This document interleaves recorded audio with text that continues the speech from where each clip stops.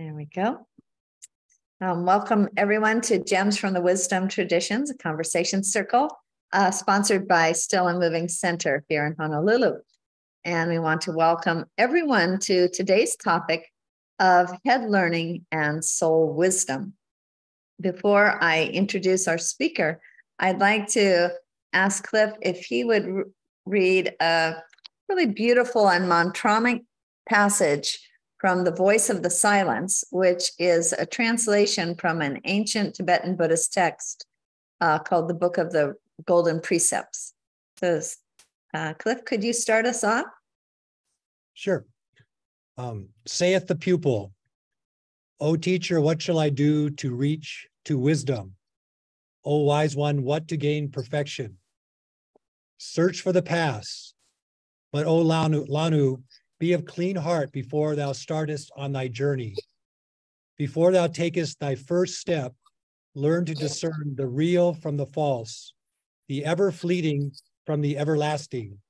Learn above all to separate head learning from soul wisdom, the eye from the heart doctrine.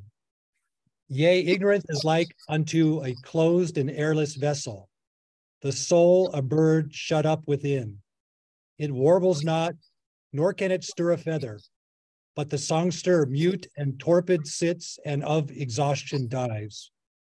But even ignorance is better than head learning with no soul wisdom to illuminate and guide it. The seeds of wisdom cannot sprout and grow in airless space. To live and reap experience, the mind needs breadth and depth and points to draw it towards the diamond soul. Seek not those points in Maya's realm, but soar beyond illusions. Search the eternal and the changeless sought, mistrusting fancy's false suggestions. For mind is like a mirror. It gathers dust while it reflects. It needs the gentle breezes of soul wisdom to brush away the dust of our illusions. Seek, O beginner, to blend thy mind and soul. Shun ignorance and likewise shun illusion. Avert thy face from world deceptions. Mistrust thy senses, they are false. But within thy body, the shrine of thy sensations, seek in the impersonal for the eternal man, and having sought him out, look inward, thou art Buddha. Thank you ever so much. Sure. So we're so honored and privileged to have as our speaker today, Dr. Veena Howard. Veena originally comes from India, and the three traditions on which she will be talking, or from which her perspectives will be gained, are all Indic traditions, and those are the Buddhist, the Jain, and the Hindu traditions. And Veena is a religious studies professor. She's currently at the University of California, or California State University at Fresno. She's a Gandhi scholar, and she chairs the Jain and Buddhist department. Is it, Veena? Jain and Hindu Dharma. Jain and Hindu Dharma. She's the chair of that department. So we're really very privileged to have her speak, and I am passing it over to you, Veena. Thank you so much. It's so lovely to see all of you here. So this passage that Cliff read and Renée shared with me, it really made me think a lot. So I have been meditating on this for days now. So I looked up the book, read parts of it, a lot of it. I asked first thing to Renée, I said, where did this come from? She goes, oh, just Voice of Silence. I said, no, but what was the book? And then we went down the rabbit hole, and we found the Book of Golden Precepts and her translation. And so it's really gave me some time and some opportunity to think about the hard thinking versus the mind or the rational thoughts, and why heart learning, what she calls it, I from the heart doctrine, and why the rationality is put down so much. What the book says that ignorance is better than rational thinking. That's a very big claim. As a professor, right? You know, we go, are you serious? But I have really come a long way since then for the last 3 days and reflected on it and did research. So, and I would like to make it more interactive, and please do speak up. And as I'm not a professor here, I'm a fellow learner with you guys, fellow seeker. So do speak up. Let's do interactive, really true circle. And so why is she saying, or what's the book is Book of Golden Precepts? First, that it's in the dialogue form, right? The student is asking a question to the teacher, how to reach reach wisdom and how to gain perfection. So 2 things are being sought after, the wisdom and perfection. And for achieving, so we have to see the goal. What is our goal? Then the means to find the goal. She's not asking, the student is not asking how to make more money, how to become more smart, how I can write another book on Gandhi. She's not saying all those things. She's asking about perfection and wisdom. How do we gain those 2? And the whole teaching is the answers to that question. So it's not saying the rationality is all bad. The rational thinking, what Plato says, the tripartite soul, that rational really gives you a glimpse even of the divine. I mean, so the book is not ignoring the rational, but in this context, in this idea of perfection and wisdom. So I will really try to understand together what is going on here in light of Hindu, Buddhist, and Jain traditions. So when we read, again, what Cliff read, it says, learn to discern the real from the false. That's the first thing you do. The second is discern the ever-fleeting from the everlasting. The 2 things we have to do. Discern the real from the unreal, and ever-fleeting with everlasting. Now let me ask you, so what is real and what's not real according to you guys? Unmute yourself and talk, my dear students, my friends. What is real to you? Diana, what is real? What is real? Okay. What's real to you? It's interesting because I take reality on 2 levels, and reality is what we see and experience in the material world. But I also see it as a oneness, that we are, the reality is we're all one and there's no separation. So we have a 3D human experience, but then there's a soul experience or perspective. So both are real. Both are real. Then again, what is everlasting and which is not everlasting, which is impermanent out of the 2? Well, everlasting would be the soul perspective or the oneness of everyone.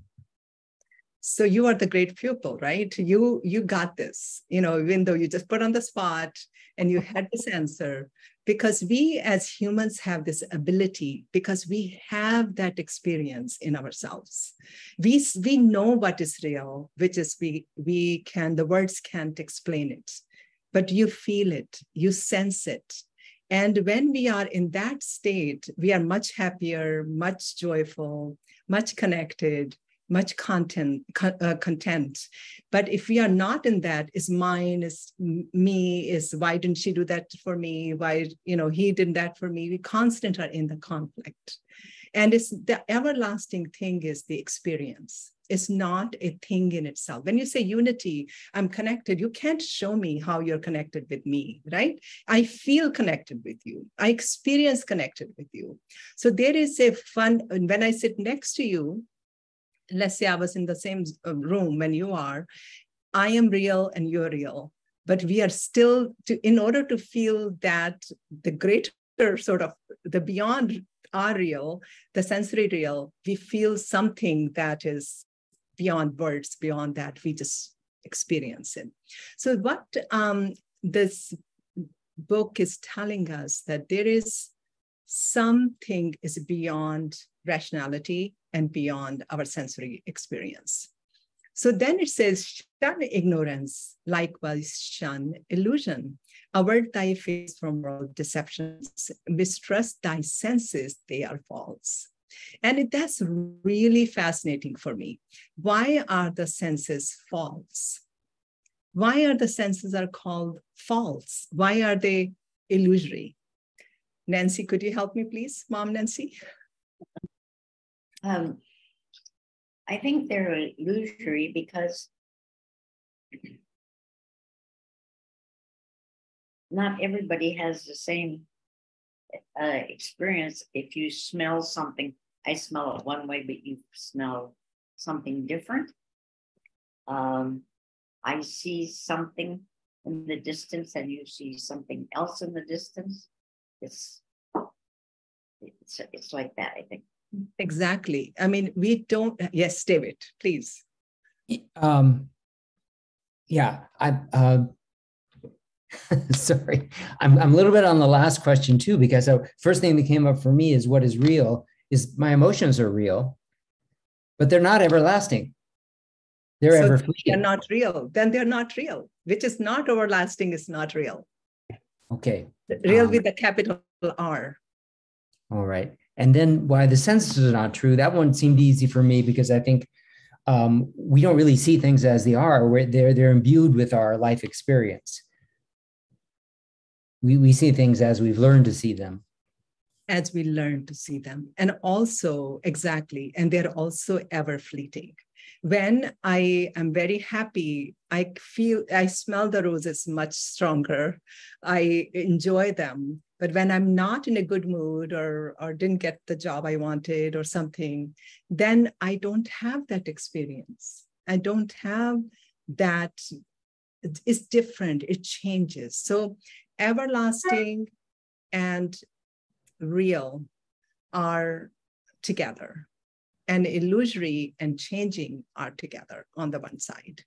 And the goal, what the book is trying to tell us that are not to undermine the senses, not to undermine thinking, but be always on the zoom out view. The zoom out view is seeing the whole picture. And it just doesn't happen unless we create what they call it, the eyes of the heart. The one thing that was very fascinating, again, the rationality, according to the book, was dangerous. And I thought a lot about why rationality can be dangerous and why the head thinking is so bad. So the head thinking in itself is not bad. But if it is detached from the heart thinking, then it becomes like AI.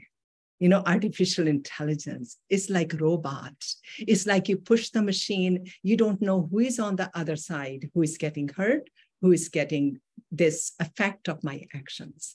Because the heart is guiding. That we can be really, really smart about it. But that smartness doesn't work unless it's connected with the heart. So that's why smart people can be very, very dangerous, because they can do things if they don't not connected with heart.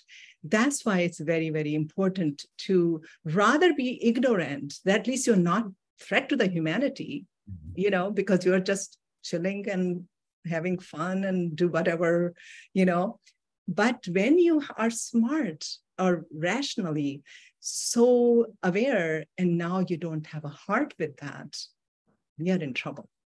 And I think that's the very, very important part to think about in this teaching. Then we go into how I see this in the Hindu, Buddhist, and Jain traditions. So I want to share with you, I like parables and I like stories. So first, a story of, maybe some of you have heard about Ganesha and his brother Kartikeya. So Ganesha is an elephant-headed sweet god who just really enjoys his parents' company, and Kartikeya rides this big fancy peacock and his war god, and so he's doing very powerful. So there is a competition. Somebody said, okay, who will go fastest around the world 3 times will be victorious. Should be a race between the two brothers. And so Ganesh and Kartikeya both are given, okay, time starts now, right, Cliff, with your races. Time starts now, and you go now around the world. Kartikeya sits on his chariot of his winged bird and takes off. He wants to go around the world. Ganesha, sweet elephant God, sits there and he goes around his parents 1 time, 2 times, 3 times, and sits down. And the Kartikeya is going 1 time, 2 times, 3 times, and comes back. And he says, okay, you didn't do anything. I won. And they asked the judge, he said, who won? He said, let's ask, why did Ganesha did that? Ganesha said, you went around the world. I went around my world. My world is my parents. I don't need to go anywhere. They represent the universe for me. And he won the test because he was thinking the heart thinking, and Kartikeya was thinking the head thinking. He was taking it literally, how can I be victorious? So that story, this parable tells us, and this is all I learned in last 2 days by studying it, thinking about it, how it's all might work, right? So another example of heart thinking and head thinking. If somebody there's a hike, I mean, you guys do a lot of hiking here. So examples are from Hawaii.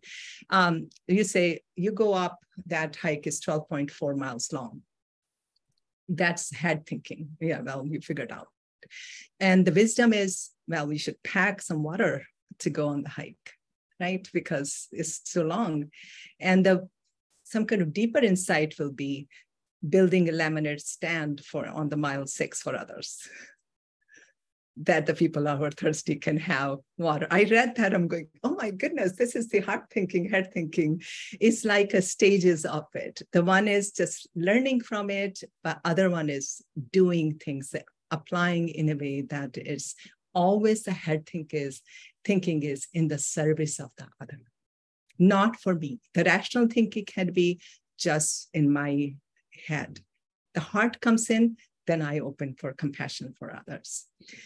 So in the Katha Upanishad, there is a parable of the individual soul in a chariot.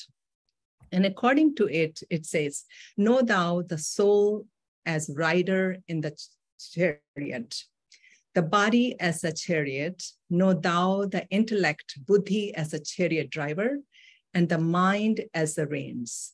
The senses, they say, are the horses, the objects of senses that they range over. The self combined with senses and mind, wise men call the enjoyer. So the whole package is, I can't just have a head thinking, okay, I'm going to just think from my head, and I'll think from my emotions, I'll think from my senses. We can't compartmentalize it because we are one thing. If we think about Veena is riding a car right now. I am not just this body. I'm riding a car, and we can call it Mercedes, if you like it, Tesla, or whatever you like, and whole package, but I'm riding the car. I'm not the car. If I am car, this body is the car, we are in trouble. If I'm driving the car and say I am car, that's a lot of time we do that with head thinking, that, oh, everything about my senses, the mind is me, rather than saying, no, I am the rider, and car serves a purpose to carry me places. It serves even better purpose if I give a ride to others. So that's even better. Be careful. So I think constantly thinking about me versus us, head versus heart. Lastly, I would then be open for a conversation. So Vedantic philosophy has 4 stages of knowledge. Shravana, which is listening, Manana, contemplating, Nididhyasana is trying to absorb that knowledge, and Anubhava is experience. So Shravana, listening, Manana, contemplating, Nididhyasana, try to absorb. Anubhav is experience. It's like reading about cake, finding a recipe and talking about cake, writing a book about cake, but never eating a cake. If you don't eat a cake, or don't feed others. The birthday is coming up. So, it's very important to think about that way that hard thinking brings the always with the other, is always bring connection with the other. What David said, I am my emotions, right? Even though emotions changing, you're right, because without that vehicle of emotions, that is, seat of heart, seated in heart, I can't be what I am, in a way that otherwise I'll be kind of a robot without emotions. So I think you're right that emotions, we underestimate the power of emotions. They're very, very powerful vehicles to communicate, to bring it out, those feelings. Otherwise, we won't be able to express our heart. So the idea of swadhyaya in Hindu, Buddhist, and Jain tradition, swa means self, adhyaya means study. So a lot of people translate swadhyaya as I'm reading myself scriptures or good books like The Voice of Silence. There is a deeper meaning of swadhyaya, is the study of the self. Constant scanning ourselves. How am I doing? Where am I now? Am I in my head, in my heart? Am I in all my senses? And no one else can see us doing but ourselves. We are the one who are mirror to ourselves, because like said, the dust of the mind comes the dust, right? That we have to clean the dust by air of self-reflection, constantly thinking about, not necessarily sitting down in meditation. How are we doing? How am I doing? What was my action? And self-study, studying of the self, studying of the inner workings, which we are, able to do. So again, just a couple of parables. So Einstein was once asked, how many feet are in a mile? Well, he was a scientist, he was a smart guy. And he said, I don't know. And the guy was a little disappointed, a little trivia, and smart guy. Then he says, why don't you know? He goes, why should I fill my brain with facts that I can find in 2 minutes in a standard reference book? I have better things to do than thinking about how many feet in the mile. So again, it's just focus on what matters to us. Really, really focus on what is important, and which is the heart, the seat of the heart thinking, caring for the other. So again, the self-reflection, again, once Gandhi was asked, one mother brought a little boy to Gandhi and said, Gandhi, he eats too much sugar, this laddu, this mithai. And Gandhi said to the mother, he said, okay, come back later, come back next week, or come back later. It was a prayer meeting when she used to go. And she came back, and she didn't say anything to Gandhi. And Gandhi said, hey, little boy, come here. Mother, bring him here, said, okay, son, don't eat sugar, that mithai. And he said, why didn't you tell him the other day? He said, I was eating that sugar, that mithai myself. I had to stop eating for a week, or stop eating myself before I tell him. So from head to heart, from thinking to experience, and then becomes effective, then becomes we can communicate with others what it means to be a truly human, what it means to how we can a road to the perfection, road to understanding. And that's how I learned in last couple of days, my reflection on head thinking versus heart thinking. Thank you. Veena, as you were talking, I was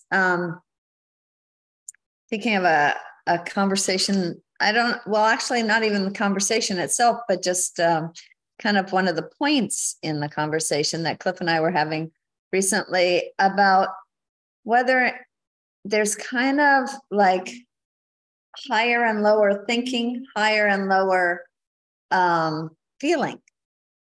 Like there's that kind of thinking that we're doing that is, it's often called monkey mind thinking, and it's a lot of rationalizing and making this work and that work, and self-justifying, versus this kind of really insightful, calm, cool logic that really opens up a lot of vistas for us, clarifies things when we get in this whole heart muddle and we have all these different conflicting emotions within ourselves.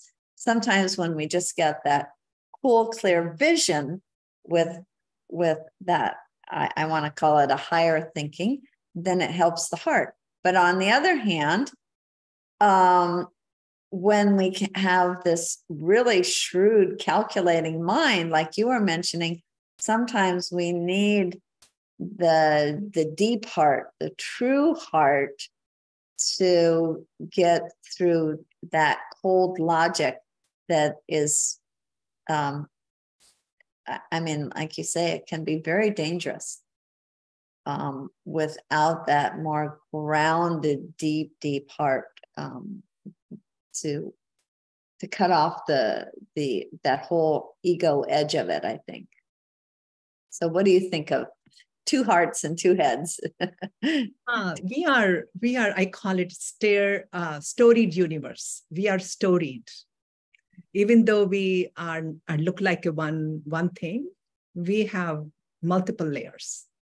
And that's why I think we don't see higher, lower, right? I mean, what does it mean higher, lower? It's kind of hierarchical. So but the way I try to think about higher and lower is not hierarchical. What feels good and what doesn't feel good? What feels right and what doesn't feel right?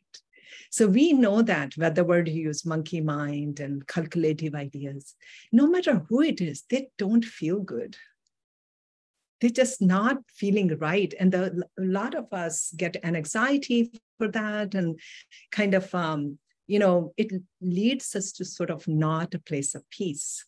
So the word I would use when you say this clear, the lucid, sattva.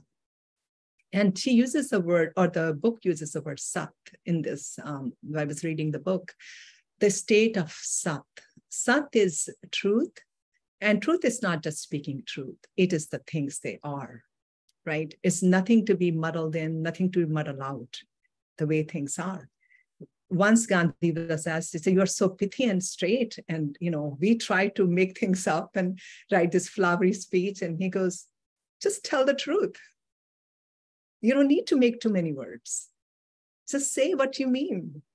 And it's so important to say what we mean and think when we say what we mean and we think what we mean. And then comes what you call the voice of silence, the voice of wisdom, what he called his inner little voice, what Gandhi called it. Then it comes that. And then the heart we are not talking about organs of heart, right? We are not saying head is this and heart is this. I mean, we put our hand here because it is the center of living, center of life. If this dies for some reason, this still breathes, but it has no value without this. So they're all connected. But I think the words I would replace with heart and head is compassion is heart. I can't be rationally compassionate in a way. You can rationally think about, sort out things, sort out ideas. I have seen so many smart people and this is missing really big time. It's just heart is missing. And then we just stay in the arguments and constantly trying to prove and all this. But it just can be very simple. Can we just simply look in the student's eye or whoever is listener and say, what do you think? The lucidity. And everyone appreciates the clear is kind, as Brené Brown says, clear is kind. And why kind? Because it is heart. The heart is kind. So I think the hierarchical thinking, we create this hierarchical because higher feels good and the lower feels muddled up in a weird way. But we need all, right? I mean, I don't want to really underestimate. So I was talking to Geeta, our daughter, about this, and he goes, "Wow, that's so interesting. What are you thinking? Why don't you give workshops on leadership and heart-centered leadership?" And I said, "Oh my goodness." She said, "I have heard about mindfulness leadership and all that, but heart-centered leadership. A lot of time we are just so much, especially in the higher status places and policies, and government. Can you imagine we can talk about to our politicians, like, let's be heart-centered and this, and they're all just trying to, bring down one another. So I think it's really heart-centered will come, what can we do for our people? What can we do for our citizens? What can we do for each other? And then brings the joy and happiness to ourselves. Carolyn? Going back to the question about, and your comments do very much reflect in this, what's real and what's unreal. And you think of what's unreal, you kind of have this notion of reaching for something, but it's not there. There's no cookie jar. But then we were thinking about dreams. And sometimes and granted, all dreams, and there's the 7 categories and transactions, and all dreams have a karmic cause, but we think there can be a distinction that's important. Sometimes we wake up with a dream that's kind of frivolous or maybe even a little bizarre. Maybe it's because of some scene in a movie that we went to, or a chapter in a book or something. And they quickly fade away, and there's no return on them. And so you go about your business of the day.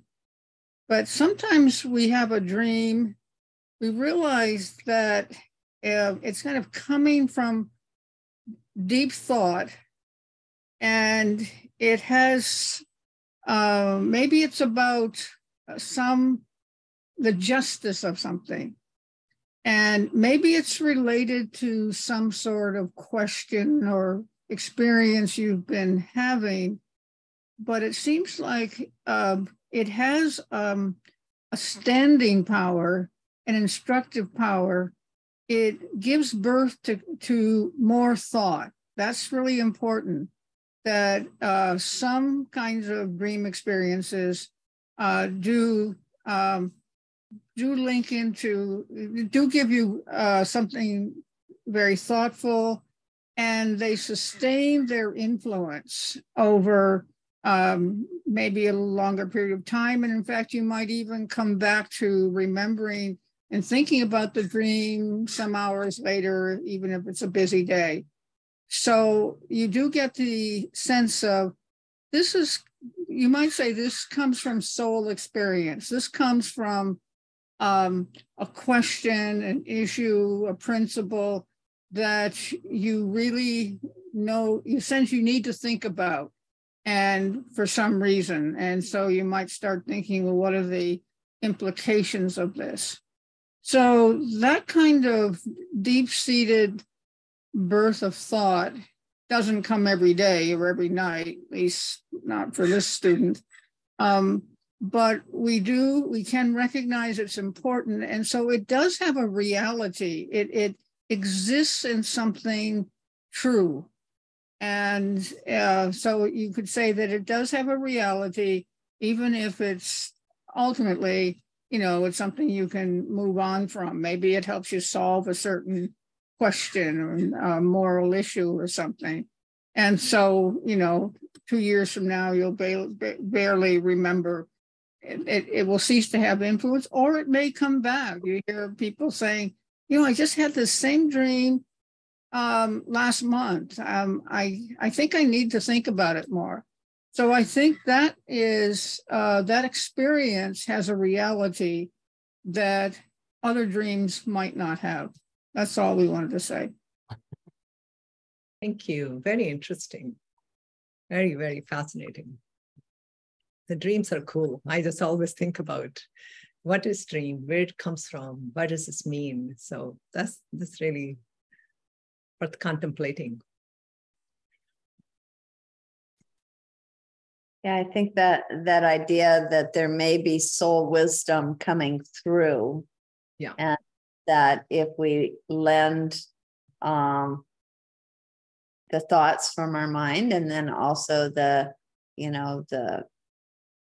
let's say the intuitions that those dreams may lead us to, may spark something to unfurl from there. Probably people have had that experience, I imagine. Mm-hmm. Yes. Well, first of all, I just wanted to thank you, Dr. Howard, for a really insightful takeaway from the meditation that you had on this text. I feel like I was able to do a lot of self-reflection and realize it was kind of a reminder for me about how much head wisdom I use rather than heart wisdom, or head thinking, I should say. But I saw a video that was sent to me from a good friend of mine the other day, and it was kind of about the word should versus the words need or want.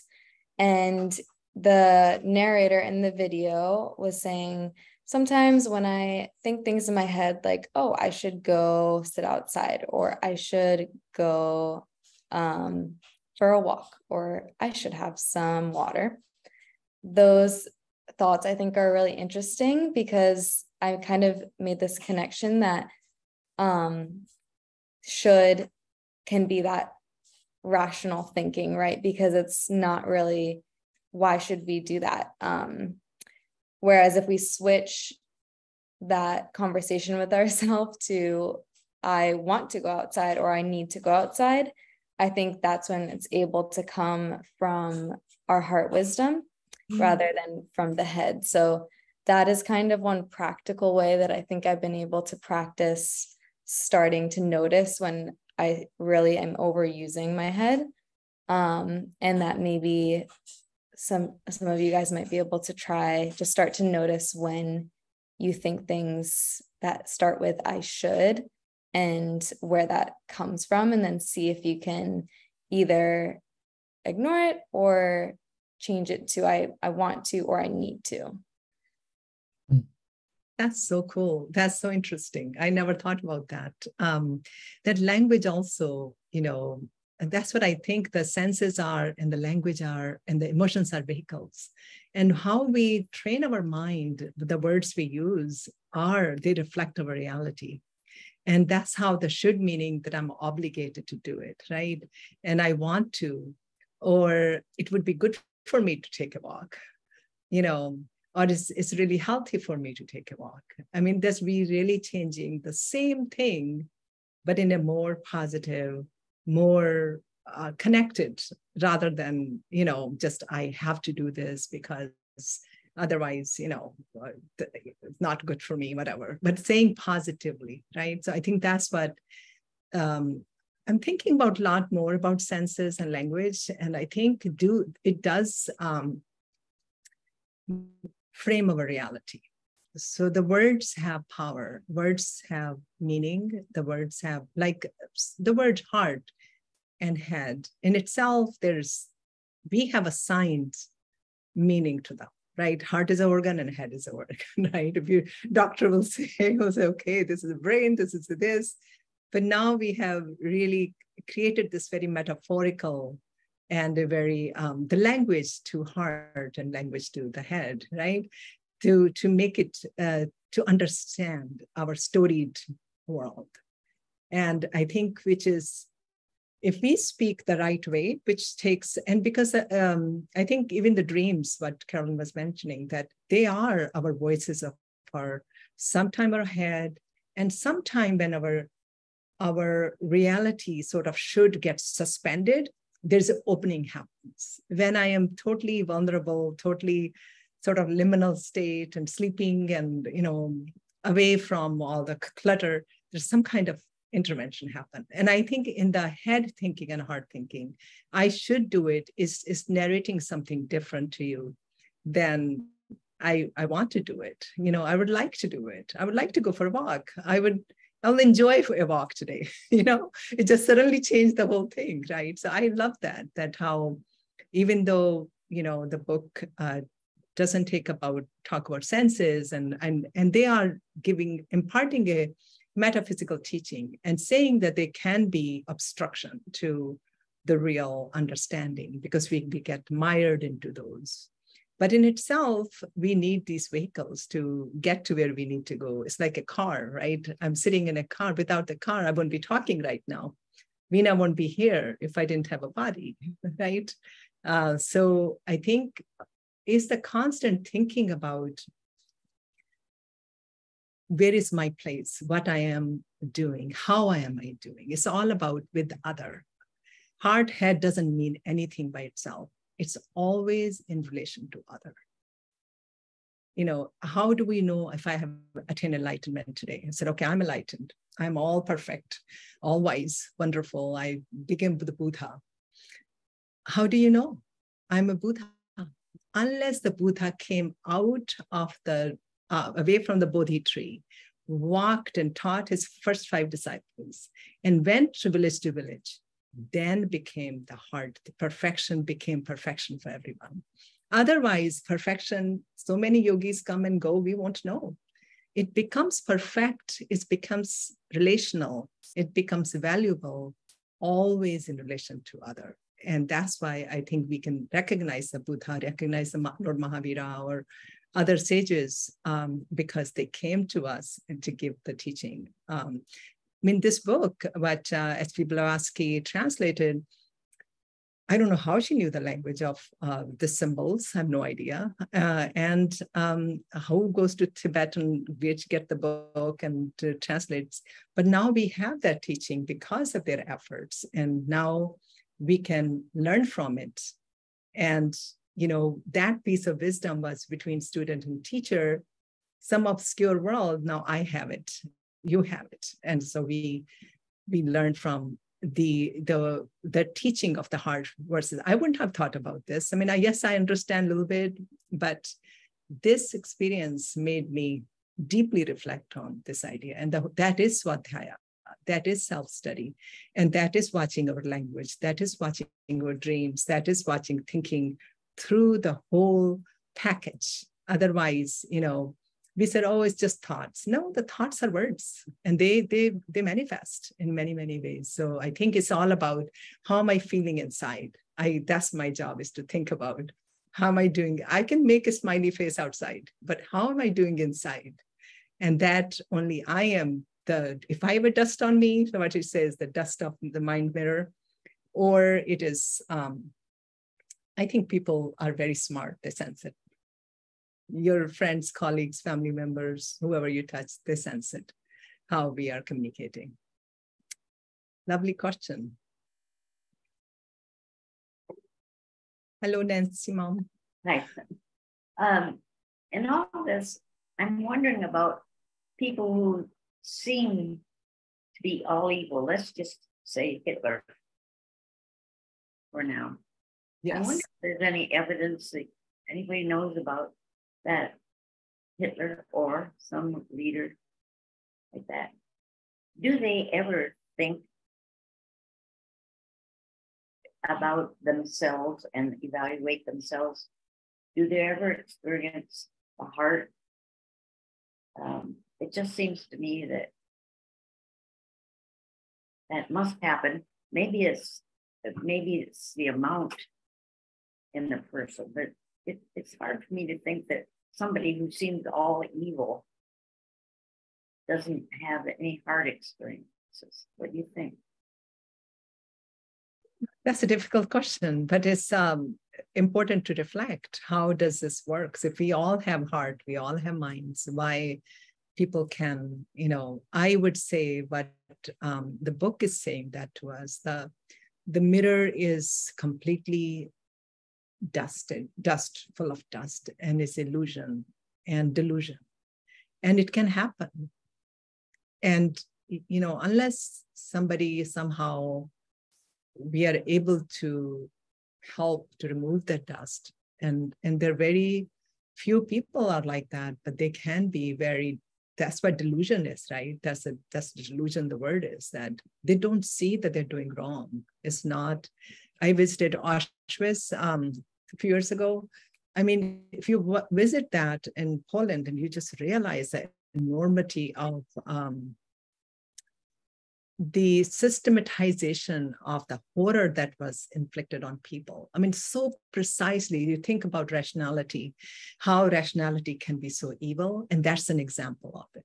It was so precise, it was so methodical, how to hurt people, how to get most of the money out of their teeth, out their shoes, out their everything on their bodies.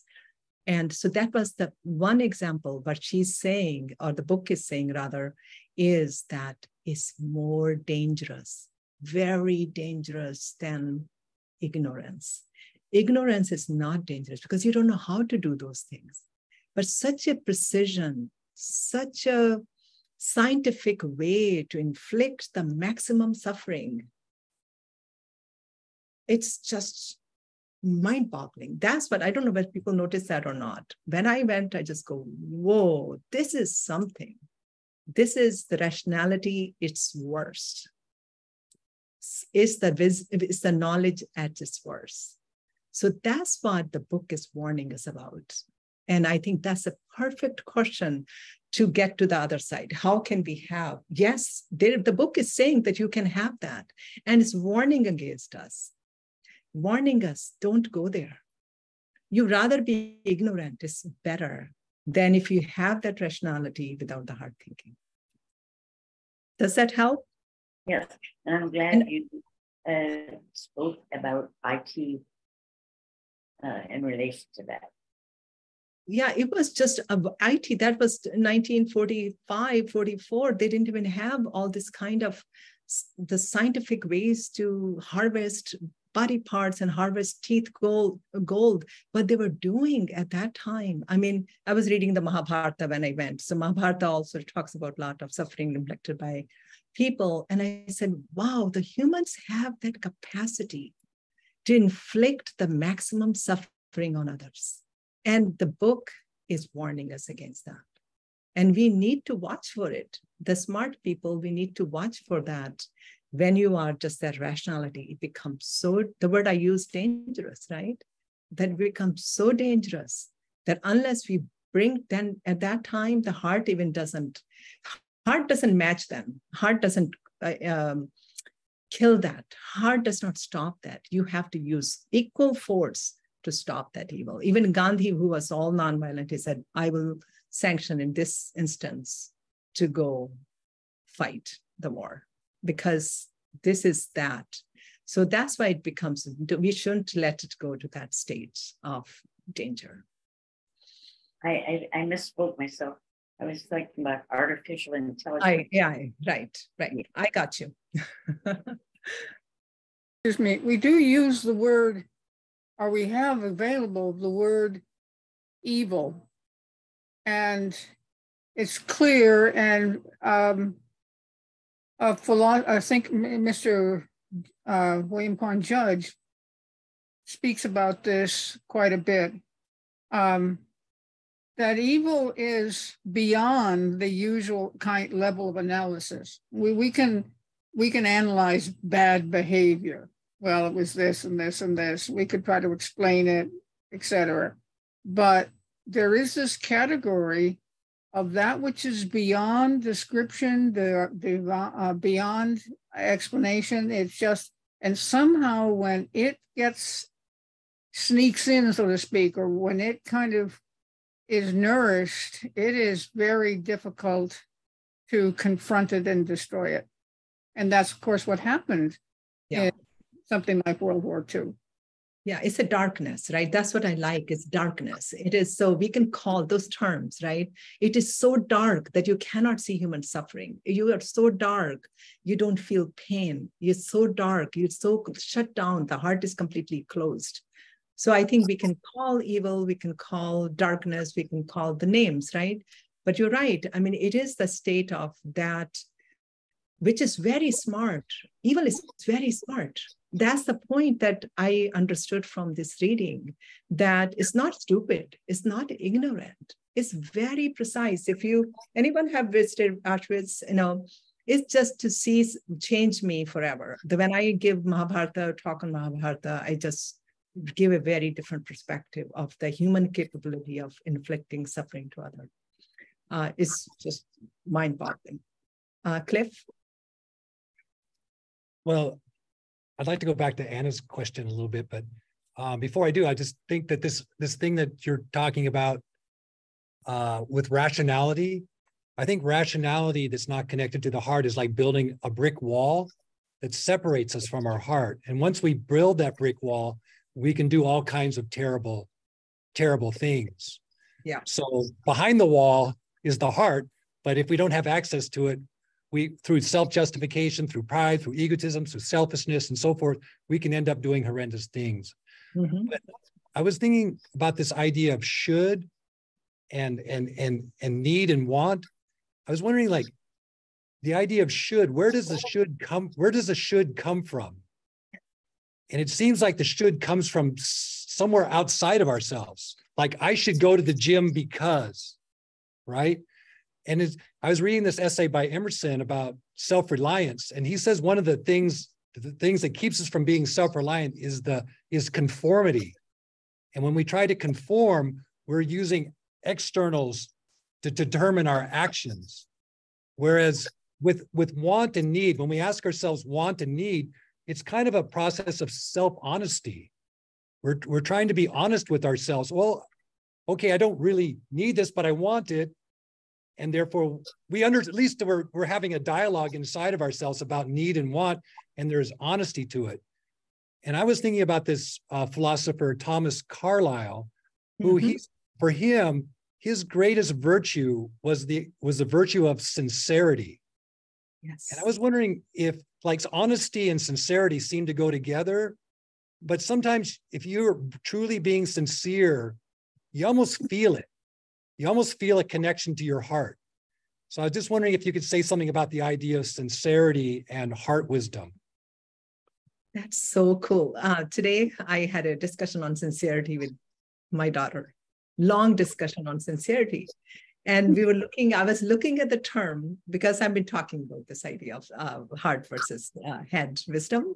So I said and we were trying to figure out, what does the word sincere mean? How does it look like? And I said, in relationships, the sincerity is always, she said, how about we be honest to another? Is that sincerity? Are honest to ourselves? Yes. But I said sincerity, and again, help me together, because I was thinking about just today, a few hours ago. Is it sincerity can exist without action? I think the sincerity is always has to be related to action. I can say, I'm very sincere, but it doesn't matter unless I show up, unless I showed up today for, committed to this and show up, no matter what happened on the way and how many mountains we had to climb, whatever, show up for that, right? So I think the sincerity, I think the word, we had to look up the root of the word. I wanted to look up, but it's so interesting. How you're thinking and you are thinking the same thing. So it is the trueness, is the true to yourself, but it has to reflect, again, like a hard one, with that relation with the other. It's always in relationship sincere. Oh, she's a sincere colleague. I can count on her. He's a sincere friend. I called in the middle of the night, showed up, right? That's because you are always, no one is asking you to be in those, you don't say that word, oh, I did my job right. But in relationships, in the human relationships, there is a sincerity that is recognized and cherished and acknowledged. And I think we feel it if somebody is sincere. Can people tell me if you think what does sincere mean to you, or Cliff, what is the transition will be sincere? What will be the show up for other, sincere to myself too, show up for me, sincere in this routine, or sincere in speaking truth, or sincere in, but a lot of people are not sometimes using this term as much. Like I heard when I was growing up, a lot more sincere. A lot of people use the word sincere. And now I don't hear anymore for the last 10 years. Are we becoming less sincere, or or what's happening? We can have another talk on that, you know. So what is sincere? Anna, do you know? I actually looked it up while you were talking. You're my best student, one of those students ahead of me. So I don't want to give it away if anyone else wants to. Yes, so maybe David knows it. David, do you know what sincere is? Well, I was looking up the etymology of it also, and it doesn't really apply too well. Sin from the word one, and grow. So it has to do with growth, but I'm not sure how it applies exactly to this conversation. I think It does.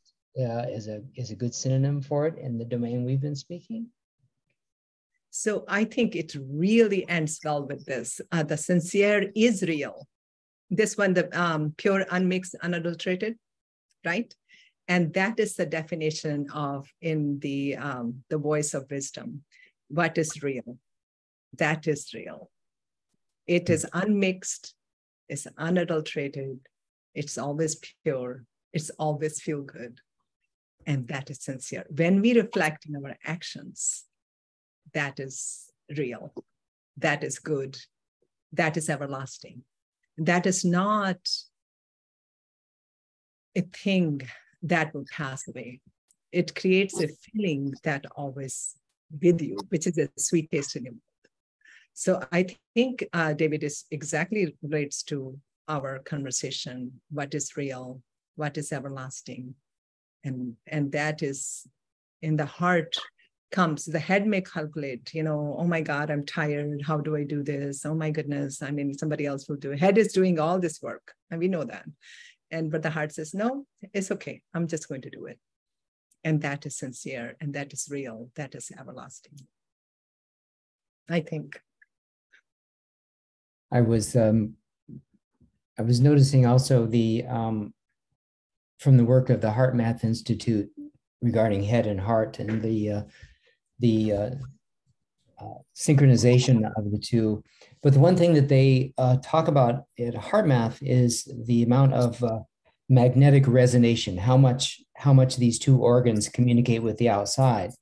And apparently this organ here has 500 times the magnetic resonance as this part here. This is very well contained, and its job is really more local, but this organ here is about our communication with each other. So when you're speaking about the orders of things, you know, what is of a higher order as that which is greater than ourselves, and that is our community. And yeah. Nice. Very nice. Thank you so much for the talk today. Really, really beautiful. Thank you so much. You guys are amazing. Give me energy.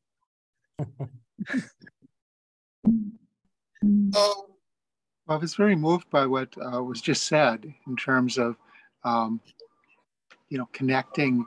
And somehow one of the Buddhist sayings is, in terms of head thinking, it's wise not to put a head on top of a head. That part of the problem is the head doing too much to itself. There's this wonderful quote from Mark Twain that said, "It ain't what you don't know, it's what you know for sure that ain't." Good one. And I think there's something kind of to that. When we were talking about senses, I came back to a saying that said, seeing is forgetting the name of what you see. Mm. And you were talking about, sort of coming to that point where the head doesn't get too much in the way. And instead of the thrush, which has all these associations with it, we just hear the sound. Yes. Beautiful. Yeah, really quite lovely. Thank you. Mary, I wonder, I'm going to just mention next week's topic, and then I wonder whether you might be willing to give a vote of thanks for us today, Veena. Would that be okay? All right. Well, I want to mention, especially in case anyone has a recommendation, I could equally have asked Veena to do next week's presentation on the path of meditation, because that's really a strength of hers. And I won't do what I did to Cliff and have him give us 2 presentations in a row. So we are still looking for someone who would be interested in giving us a presentation on the path of meditation for next week. And the following week is climbing mountains, which is such a fabulous metaphor. And I know I personally am so grateful to not just what Veena had to say today, but how she pulled all the rest of us into this wonderful conversation. So that's my thanks to Veena. And Mary, what would you like to say? Hello, Renee, and mahalo, Veena. I enjoy being able to just listen to these different things, because a lot of times I don't have the head smarts, and some things are really over my head. However, the heart is the most important thing. Love will last forever. And I'm so happy to be in this company of people who are really, they're heart focused. Amen. Thank you. Thank you all so much.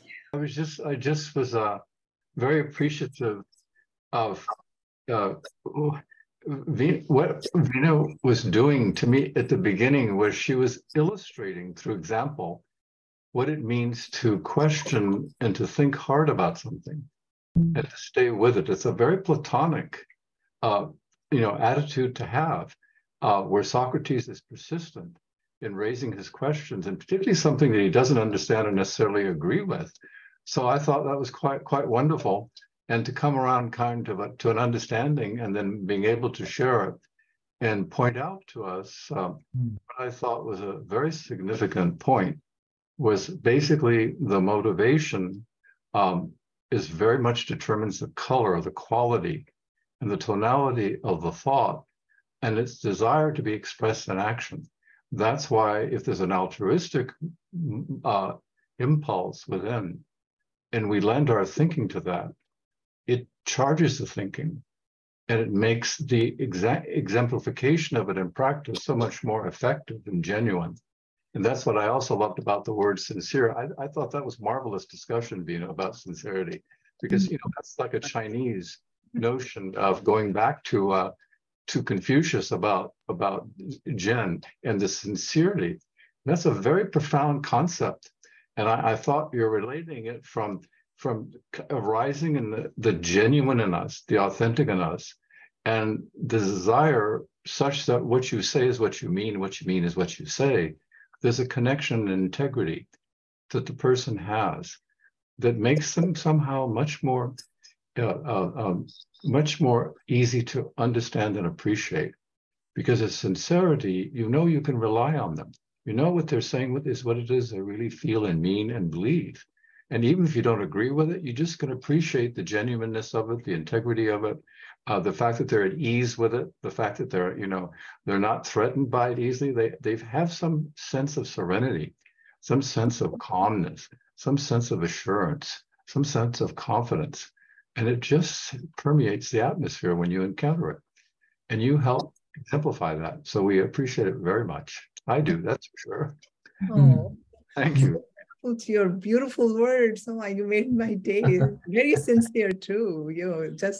I love your words when you speak, Jim. And whenever I try to be every time you give your gems to us. So it's just one of my motivations for being here, Veena. I saw your name come up. Then I had other things, but I did set them aside, just so you know. I know the feeling. Appreciate that. Thank you. Thank you for hosting everything. Thank you. Absolutely. Bye-bye. Bye-bye.